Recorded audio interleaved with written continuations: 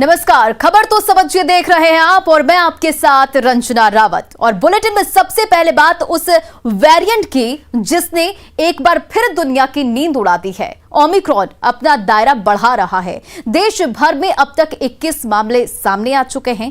तीसरी लहर की आशंका भी जताई जा रही है, लिहाजा बिहार भी पूरी तरह से तैयार है। ओमिक्रॉन को लेकर आज मुख्यमंत्री नीतीश कुमार ने क्या कहा, बिहार नए वेरिएंट ओमिक्रॉन से निपटने के लिए कितना तैयार है, जानिए इस रिपोर्ट में। फिर आपके मन में उठ रहे हर सवाल का जवाब भी जानिए।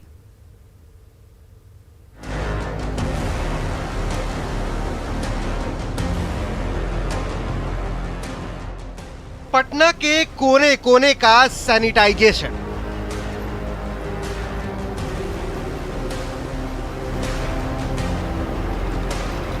एयरपोर्ट से लेकर रेलवे स्टेशन तक की गहन जांच, बिहार के अस्पतालों में पुख्ता तैयारी। कोरोना का नया वेरिएंट भारत में लैंड कर चुका है। देश भर में 20 से ज्यादा मामले आ चुके हैं, लिहाजा बिहार सरकार भी पहले के मुकाबले ज्यादा अलर्ट मोड में आ चुकी है। चारों तरफ करना है, नहीं करेगा तो मुश्किल होगा ना। हाँ, तो अगर पता चलेगा रे किसी के बारे में नहीं तो फिर तो मुश्किल ना होगा। ये सब तो हो सकता है ना, कभी भी हो सकता है कि पता चला कि कोई बाहर से आया है, जानकारी नहीं मिली और उसी से कुछ निकल जाएगा तो खतरनाक तो हो ही जाएगा।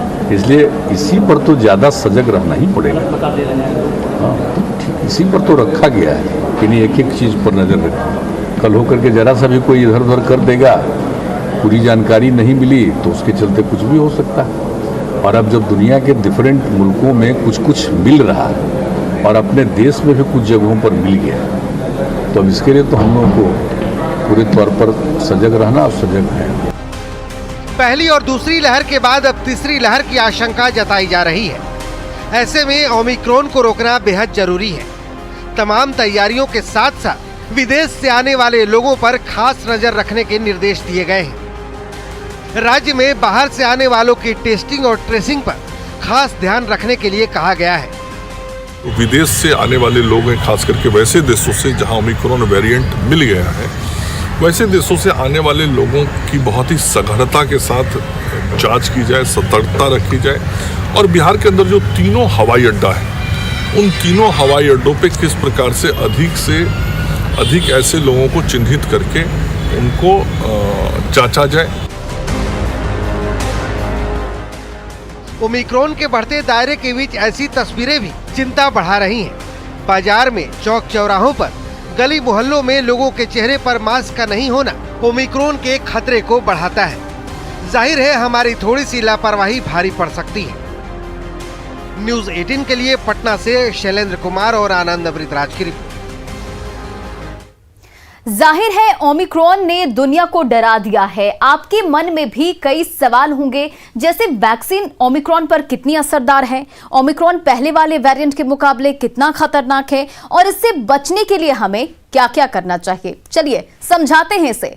देखिए, नए वेरिएंट को लेकर पूरे दुनिया में चिंता का माहौल है और भारत में भी ओमिक्रॉन के जो है वो मामले 21 हो चुके हैं। ओमिक्रॉन वेरिएंट डेल्टा और बीटा के तुलना में 3 गुना ज्यादा संक्रामक है, मतलब ये ज्यादा संक्रमित कर सकता है। यानी जो लोग कोविड-19 से पहले संक्रमित हो चुके हैं वो भी इसकी चपेट में आ सकते हैं। ओमिक्रॉन वेरिएंट के स्पाइक प्रोटीन में ज्यादा म्यूटेशन है और जिसकी वजह से ज्यादा संक्रामक हो सकता है। ओमिक्रॉन वेरिएंट डेल्टा वेरिएंट से ज्यादा खतरनाक साबित होता है। तो अब समझिए कि ओमिक्रॉन पर वैक्सीन कितनी असरदार है। कहा जा रहा है कि ओमिक्रॉन के 50 से ज्यादा म्यूटेंट हैं और ये आसानी से इम्यून सिस्टम को चकमा दे सकता है। अनुमान है कि वैक्सीन को भी बेअसर कर सकता है। हालांकि इस बात के कोई पुख्ता प्रमाण अभी तक सामने नहीं आए हैं। वैक्सीन अब भी खतरनाक बीमारी के खिलाफ सुरक्षा प्रदान कर रही है। जिन लोगों को वैक्सीन नहीं लगी है वे जरूर वैक्सीनेट हो जाएं। जिन लोगों ने दूसरी डोज अब तक कोरोना वैक्सीन की नहीं ली है वो जरूर दूसरी डोज भी लें। लेकिन सुकून देने वाली बात यह है कि अभी तक ओमिक्रॉन से एक भी मौत की पुष्टि नहीं हुई है। थोड़ी सी सावधानी बरतें तो हम ओमिक्रॉन को रोक सकते हैं। और न्यूज़ 18 भी आपसे अपील करता है कि कोविड बिहेवियर को जरूर रखें, मास्क पहने, सोशल डिस्टेंसिंग का पालन जरूर करें। चलिए बढ़ते अगली खबर की ओर। कोरोना के किसी भी नए वेरिएंट की पहचान आम corona test, RT-PCR test, rapid antigen की बजाय जीनोम सीक्वेंसिंग से ही संभव है। आज हम आपको वो जीनोम सीक्वेंसिंग मशीन दिखाएंगे जिसमें कोरोना के किसी भी वेरिएंट का पूरा बायोडेटा निकालना संभव है। देखिए कैसी होती है ये जीनोम सीक्वेंसिंग की मशीन और ये कैसे काम करती है, फिर खबर को समझेंगे। इसमें कि सारा सैंपल डाला जाता है। सैंपल डालने के बाद इसमें सीक्वेंसिंग पता चलता है और एक एक वायरस समझिए कि उसका 1 GB से ऊपर का उसका डेटा रहता है। जो बाहर से आने वाले यात्री हैं खासकर, अगर उनमें पॉजिटिव की पुष्टि होती है कि ओमिक्रॉन है, तो RT-PCR के बाद ये ओमिक्रॉन पता चलेगा या फिर ये जो जीनोम लैब है ये बता पाएगा? किसी भी मरीज को फौरनी तौर पर जो जमीनी होती है वो है किट टेस्ट, उसके बाद होता है RT-PCR टेस्ट। अगर RT-PCR पॉजिटिव है तो उसको पॉजिटिव माना जाता है, तो ये सिर्फ बताएगा कि कोविड पॉजिटिव है कि नहीं। लेकिन उसकी वेरिएंट की जांच जीन सीक्वेंसिंग से होती है, जो कि आप मशीन देख रहे हैं। और इस मशीन से अभी डेल्टा था, अभी ओमिक्रॉन है, आगे और भी जो सीक्वेंस होगी उसमें इसको इस्तेमाल कर सकते हैं। इसके साथ हम लोग अदर वायरसेस का सीक्वेंसिंग भी इससे जान सकते हैं। बहुत सारे ऐसे वायरस हैं जो पहले ह्यूमन पेपिलोमा वायरस है या अदर वायरस है, इनकी जानकारी भी हम लोग को मिल। चलिए अब खबर तो समझिए कि क्या होता है जीनोम सीक्वेंसिंग। जीनोम सीक्वेंसिंग एक तरह से किसी भी वायरस का बायोडेटा होता है। कोई वायरस कैसा है, किस तरह दिखता है, इसकी जानकारी जीनोम से ही मिलती है। इसी वायरस के विशाल समूह को जीनोम कहा जाता है और वायरस के बारे में जानने की विधि को जीनोम सीक्वेंसिंग कहते हैं। इससे ही कोरोना के नए स्ट्रेन के बारे में पता भी चलता है और दुनिया के कई देशों में कोरोना के नए और सबसे घातक माने जाने वाले ओमिक्रॉन वेरिएंट के बढ़ते मामलों ने लोगों की चिंता बढ़ा दी है और अब तक के अध्ययनों में इस वेरिएंट को डेल्टा से भी संक्रामक बताया जा रहा है। बढ़ते हैं अगली खबर की ओर और अब बात जातिगत जनगणना की। बिहार में जातिगत जनगणना होगी और इस बात के संकेत बिहार के मुख्यमंत्री नीतीश कुमार ने दिया है। जातीय जनगणना को लेकर मुख्यमंत्री ने क्या कहा और क्या संकेत उन्होंने दिया है और दूसरे दलों की राय क्या है, इस पर सब कुछ जानिए इस रिपोर्ट में, फिर खबर तो समझिए। हम जल्दी हमने बात कर लिया है, डिप्टी CM को भी कह दिया है और कह दिया वो बात करेंगे अपनी पार्टी के लोगों को, बाकी सब लोगों से बातचीत हो गई।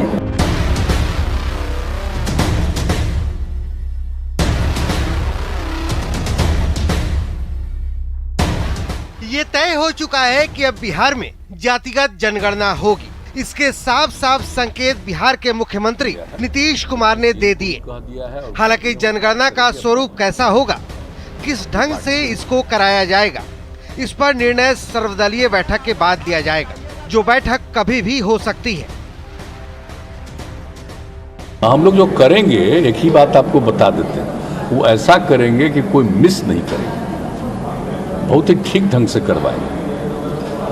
आप जानते ही ना हैं, बहुत लोग सब कास्ट ही खाली बोलेगा, कास्ट नहीं बोलेगा। तो सब कास्ट और कास्ट ये हर तरह से पूरे तौर पर देखना, ताकि ठीक ढंग से वो एक एक चीज के लिए हमने कहा भी है, लोगों को बात भी किया है।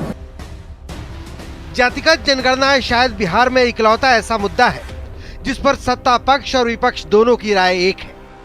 जातिगत जनगणना के लिए विधानसभा से पारित प्रस्ताव भी हुआ और माननीय मुख्यमंत्री जी ने यह कहा कि राज्य सरकार हर सामाजिक समूह की गणना कराएगी बेहतर से बेहतर तरीके से। यह निश्चित रूप से बिहार में समाज के हर तबके के विकास के लिए एक महत्वपूर्ण घटनाक्रम होगा। और आज मुख्यमंत्री जी ने जातिगत जनगणना कराने का निर्णय बिहार में लिया है।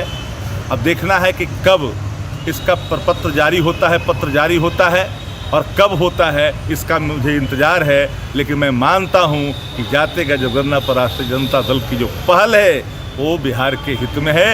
अगर बिहार में सरकार अपने बलबूते पर या अपनी इच्छा से अगर जातिगत जनगणना कराती है तो कोई हर्ज नहीं है। जातिगत जनगणना का मुद्दा कोई नया नहीं है। समय समय पर जातिगत जनगणना कराने की मांग उठती रही है। खासकर बिहार की बात करें तो 2021 में जातिगत जनगणना की मांग बहुत जोर शोर से शुरू हुई। विपक्षी नेताओं ने सीएम से मुलाकात की तो सीएम नीतीश कुमार के नेतृत्व में बिहार का सर्वदलीय प्रतिनिधि मंडल प्रधानमंत्री से भी मिला।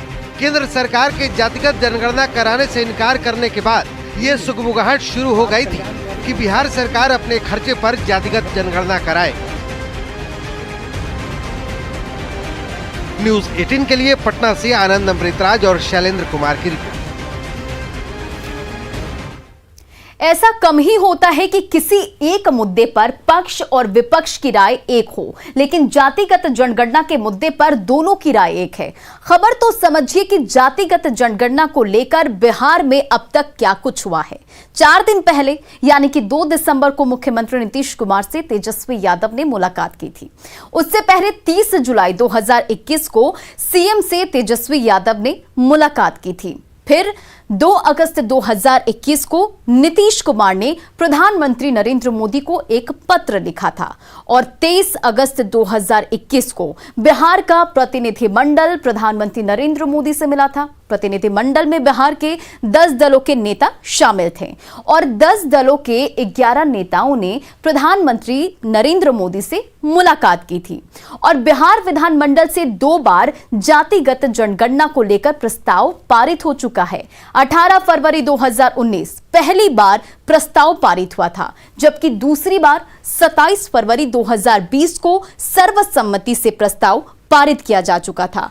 भारत में आजादी से पहले 1941 में जाति गिनी गई थी, लेकिन दूसरे विश्व युद्ध के कारण आंकड़ों को संकलित नहीं किया जा सका था। बढ़ते अपनी अगली खबर की ओर और अब बात मुजफ्फरपुर की। 14 दिनों के बाद मुजफ्फरपुर के आई हॉस्पिटल में हुए आंख कांड में बड़ा खुलासा हुआ है। जांच रिपोर्ट में हॉस्पिटल के ऑपरेशन थिएटर का चौंकाने वाला सच सामने आया है। जांच रिपोर्ट में यह साफ हो चुका है कि ओटी की लापरवाही की वजह से लोगों की आंखें निकालनी पड़ गई। जांच रिपोर्ट में और क्या क्या खुलासे हुए हैं, पहले ये रिपोर्ट देखिए, फिर खबर तो समझिए। बुझाता है एकदम गायब है, दिखाई नहीं दे रहा है।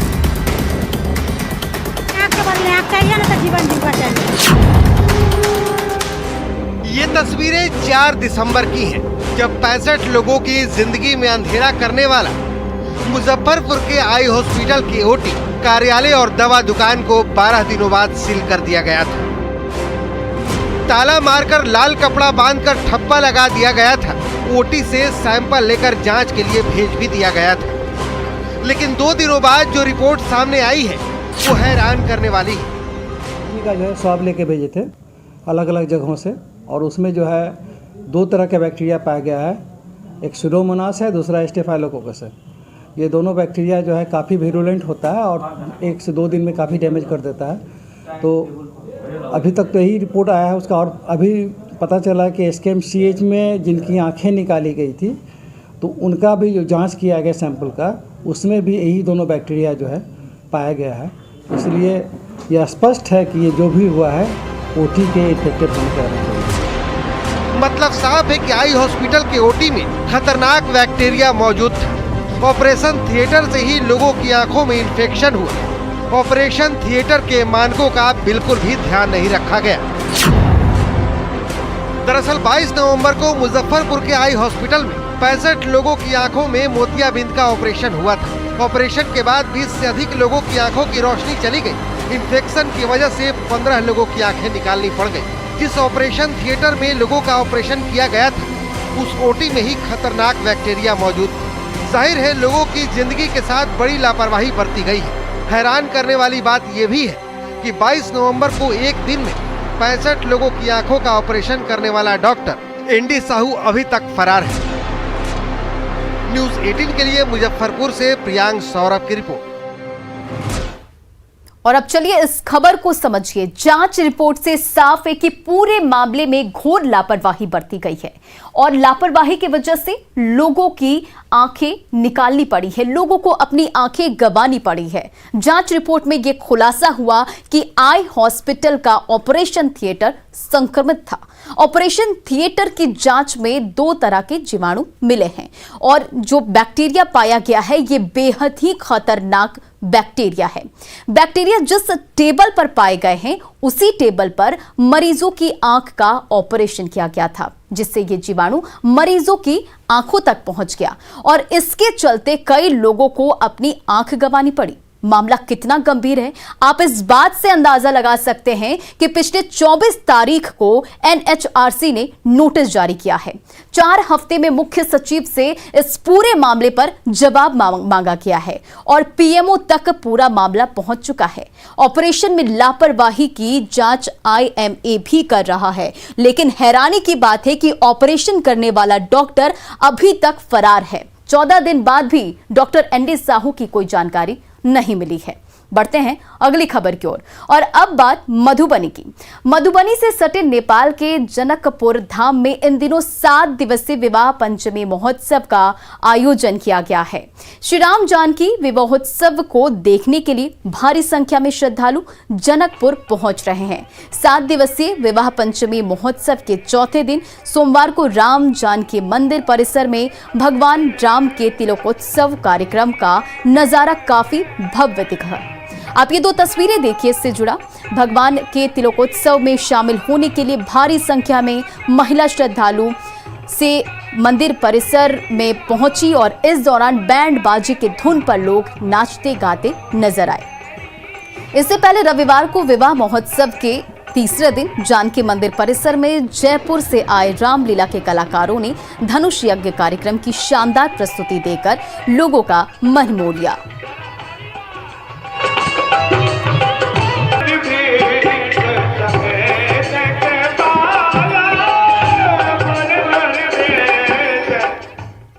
और खबर तो समझिए कि इस बुलेटिन में फिलहाल इतना ही। बने रहे आप न्यूज़ 18 बिहार झारखंड के साथ।